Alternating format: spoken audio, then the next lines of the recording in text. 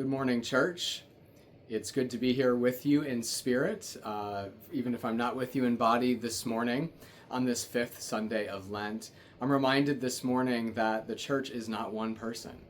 It is what happens when the people gather with open hearts and open minds seeking God's presence. And I'm thankful that Kurt and Alicia and Kevin are guiding you through that process. I hope and pray that this message that I've created for you guys will help facilitate an encounter with God where you continue to find God in kind of the mess of faith and life and all the things that we're going through and this world is going through. But have you ever done one of those, riddles where someone gives you a challenge, maybe the one where they give you 9 dots arranged in a square and they say, can you draw 4 lines that touch all of these dots without ever lifting your pencil from the paper? And maybe you've tried and then the person next to you has tried and can't quite get it. Until the person who gave you the riddle kind of smirks and he shows you that if you draw 4 lines and go outside the bounds of the square, you can actually do it. The trick of it is that sometimes we all operate under the same assumptions, even if those assumptions aren't a natural part of reality. And those assumptions cause us to miss something. At the cross, everyone, no matter which side they're on, whether they're the Romans or the Jewish religious leaders or the crowds or whomever, everyone is operating under the same assumption, that the cross disproves a person's ministry. In this case, the cross, if Jesus dies on this cross, it will disprove his claims as the Messiah and certainly his divinity. From a Roman point of view, Pilate puts this sign on top of the cross that says, Jesus of Nazareth, King of the Jews. If you ever see a cross that has the letters I-N-R-I on it, that's what that stands for. Those are Greek or Latin letters that mean Jesus of Nazareth, King of the Jews. It's kind of a divine slam. It's like now that they have crucified Jesus proves their superiority over this rebel leader who wasn't one of their hand-picked puppets like Herod. To the passers-by we see in this text, and to the religious leaders, we see these themes of, save yourself. If you helped others, why can't you save yourself? Self-preservation is basic to validation of divine blessing and calling. So they say, man, we can't trust you for anything if you can't even save yourself. The cross, if you die on this cross, it disproves everything you said. And then we hear them say, if you are the Son of God. And if you've been reading through the Gospels, you think, where have we heard that before? That was in the temptation of Jesus in the wilderness. It was the Satan, the devil, tempting Jesus. If you are the Son of God, prove yourself. With all of these shortcuts to power and to prosperity and to privilege. And we hear the same thing echoed in the crowds today. If you want to prove yourself, well, you certainly can't die on a cross. And then finally, we have some of these hopeful bystanders who just really misunderstand. They're kind of holding out some hope when they hear him say, Eli, Eli, lama sabachthani. He's calling out to God, my God, my God. But they kind of misunderstand him. They think, maybe he's calling to Elijah, which kind of sounds like it.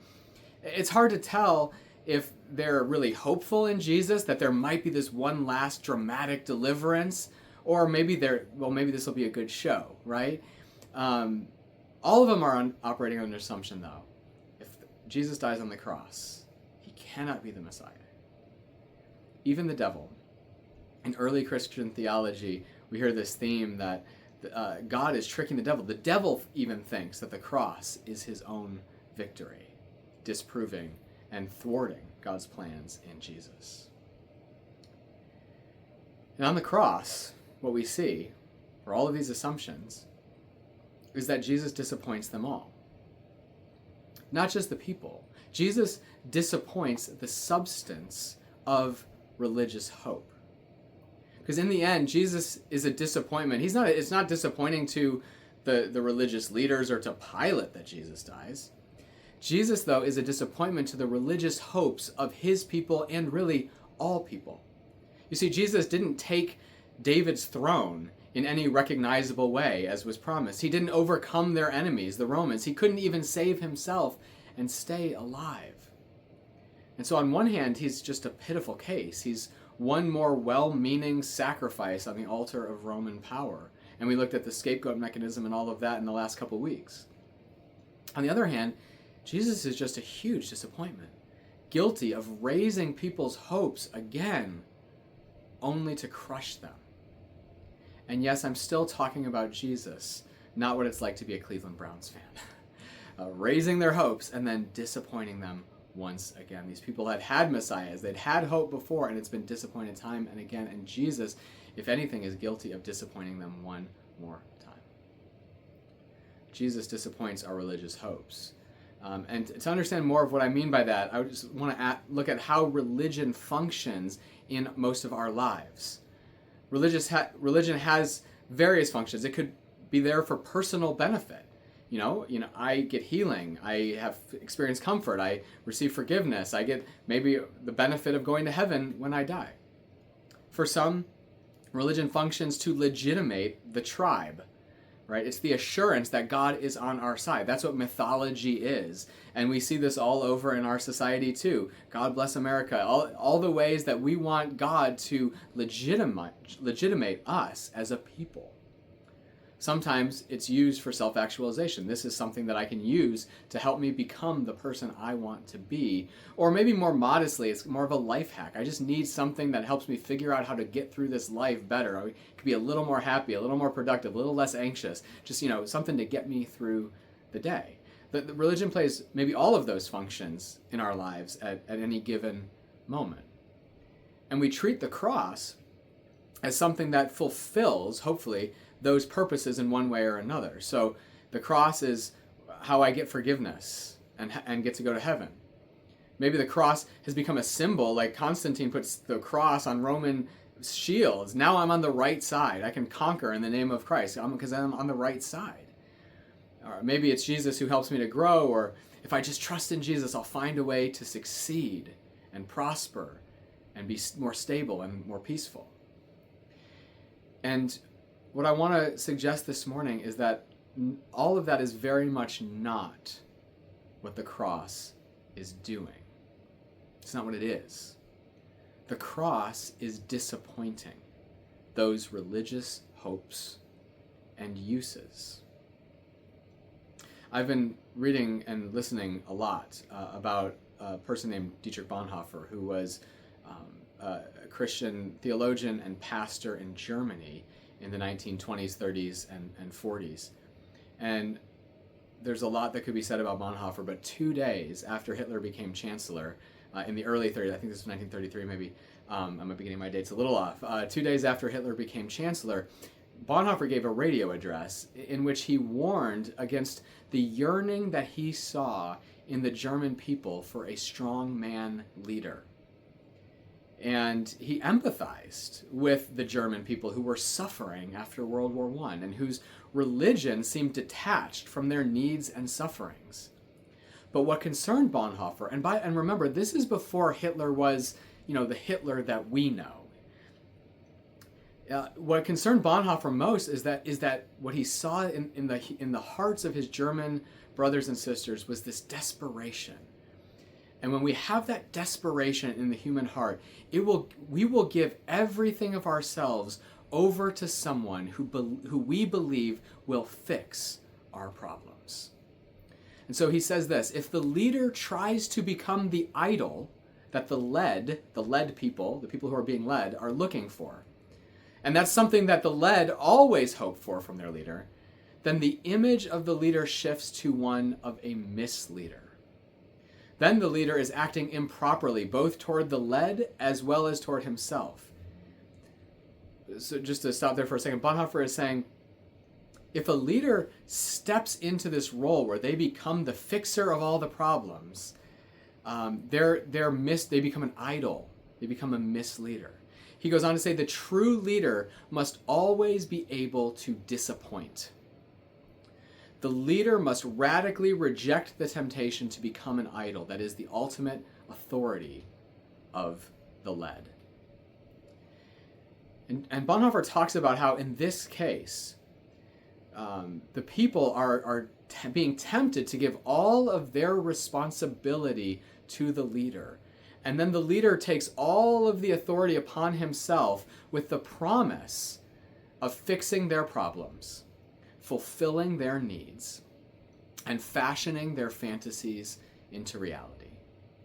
All right, so the people give the leader all of their responsibility and all of the authority, and the leader in turn gives back the promise to fix their problems, fulfill their needs, and fashion their fantasies into reality. And Bonhoeffer is making an argument based on religion. He says people must beware of making any human leader the solution with a capital S. Because he knows we want someone to come in and fix all of our problems. And when someone makes that promise, we are tempted to give up all our responsibility, give them all of our authority to fix it for us. And when we experience, this is what he saw in Germany at the time, when we experience feelings of shame and desperation and helplessness, like the German people felt after World War I, it makes it all the more tempting. If we feel like we can't fix anything, we are going to be all the more tempted to just throw all of our responsibility at someone who seems to be standing up for us, who seems to be in a position to fix things for us. And Bonhoeffer believed that Christian faith and theology had the resources to counteract this temptation. The Christianity has this category of the idol and the false prophet.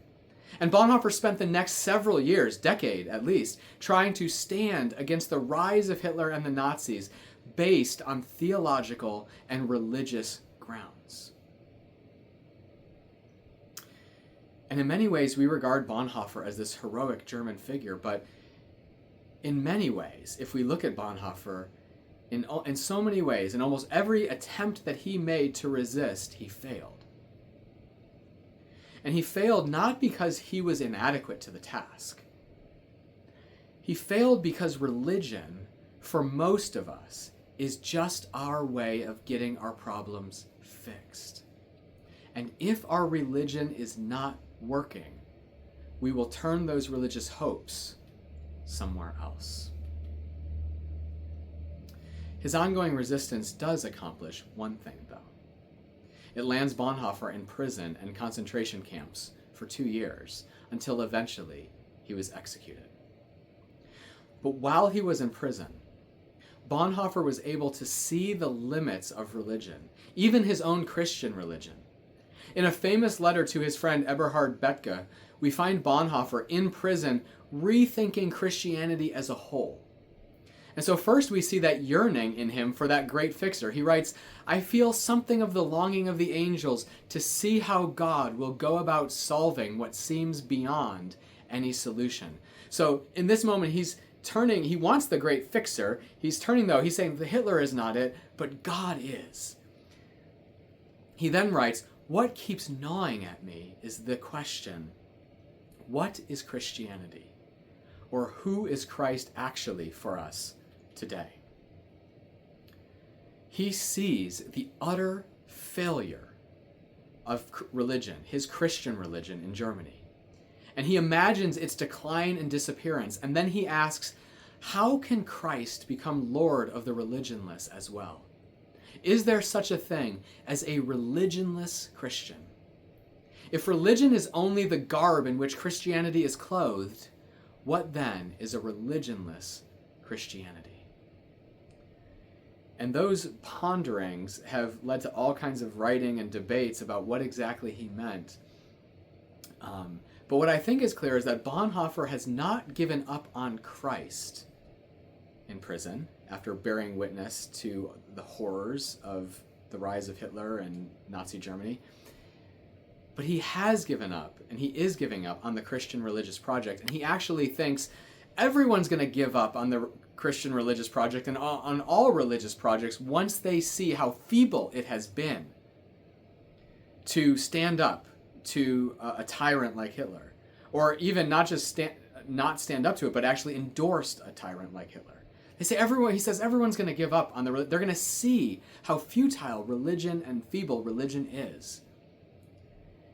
And might I say, one of the ways he sees this is because the crucified God was at the heart of his theology. Bonhoeffer preached a crucified God, and what he saw in the Christianity that supported, enabled, endorsed Hitler and the Nazis was the opposite of a crucified God. Because when we come to the cross, we have witnessed how Jesus on the cross disappoints the religious hopes and projects of humanity. It's the fulfillment of his resistance, it's the fulfillment of Jesus' resistance to Satan in the wilderness. The temptation to Jesus is to become the grand fixer that humans yearn for, and will give up all of their responsibility to and grant all authority. And in the wilderness, Jesus says, I will not take the shortcuts to become that grand fixer that the human heart longs for. The cross disappoints those deepest longings in us once and for all. Those longings for someone to take on all of the responsibility and fix all of our problems, fulfill all of our needs, and fashion our fantasies into reality. The cross disappoints those deepest longings. And many of us would say, well, isn't that what Jesus does? Isn't that what Christianity is? Isn't that who God is? I can do nothing, and Jesus fixes my problems.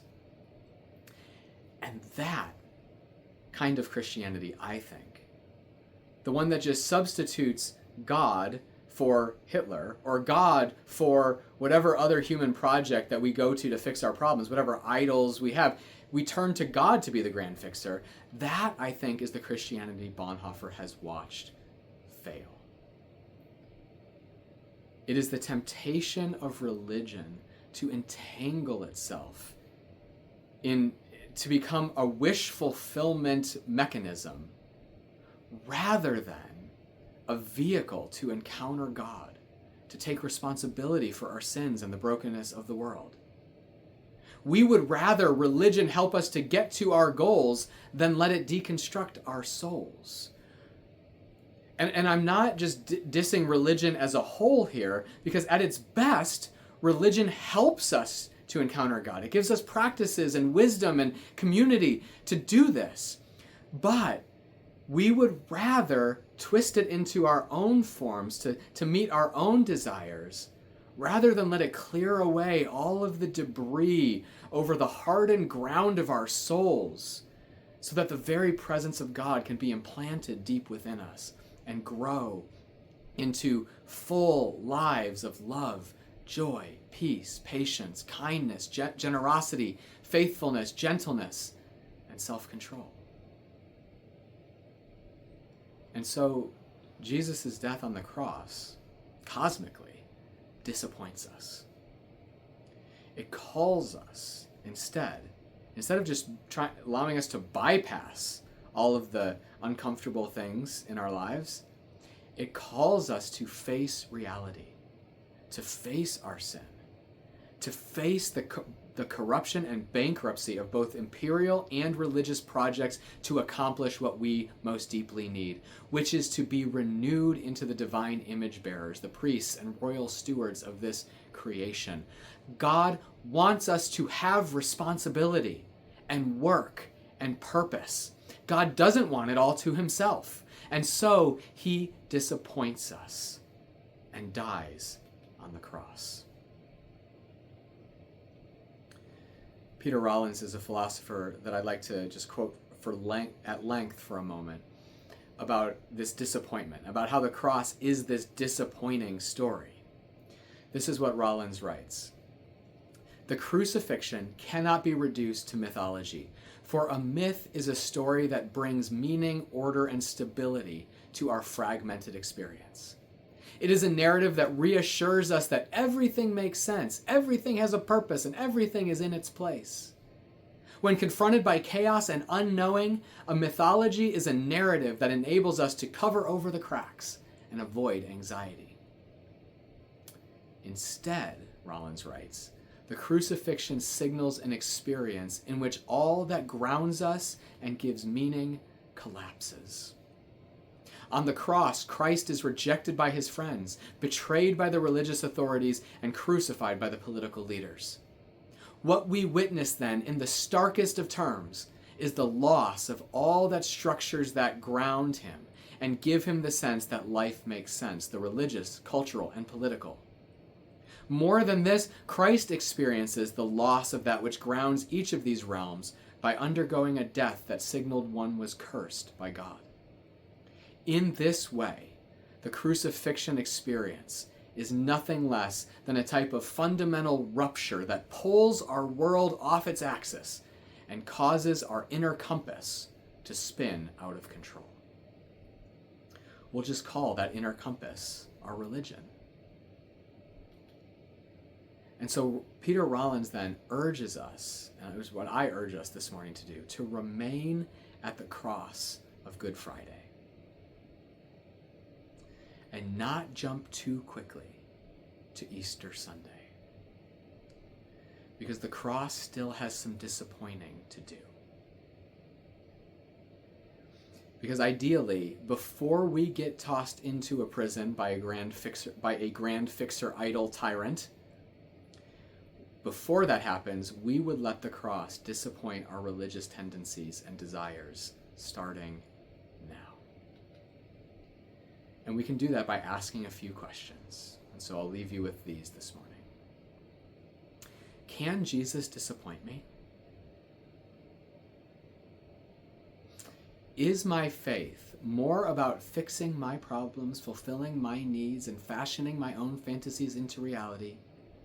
Or is it about encountering God, facing reality, and taking up my responsibility as a disciple and light of the world? Where do I go when my faith disappoints? Who is Christ for me today? If he's not just the great fixer of problems, temporary and eternal, who is Christ for me today? As we get closer to Holy Week, let us even more soberly face the cross. Allow ourselves to be deconstructed and disappointed so that we can seek the true crucified Christ who calls out to us from beneath the rubble of religion and says, "Follow me."